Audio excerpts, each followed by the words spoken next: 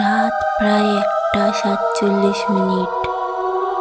একটা পরিত্যক্ত হাসপাতালের ভেতরে পুরোটা ফাঁকা, শুধু নীরবতা আর অন্ধকার। একজন ব্যক্তি ধীরে ধীরে ভেতরে ঢুকে পড়ে। তার সামনে লম্বা একটা ফাঁকা করিডোর। সে ধীরে ধীরে হাঁটতে শুরু করে। হঠাৎ মনে হয় কেউ যেন তাকে অনুসরণ করছে।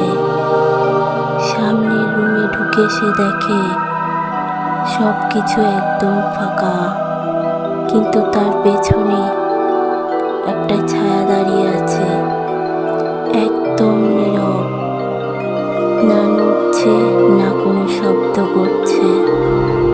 সে ধীরে ধীরে ঘুরতেই পুরো ঘরটা হঠাৎ অন্ধকার হয়ে যায়। এরপর কি হলো কেউ কখনো জানতে পারেনি। এরকম আরও ভয়ঙ্কর গল্প পেতে আমাদের অজানা রহস্য চ্যানেলটিকে সাবস্ক্রাইব করুন।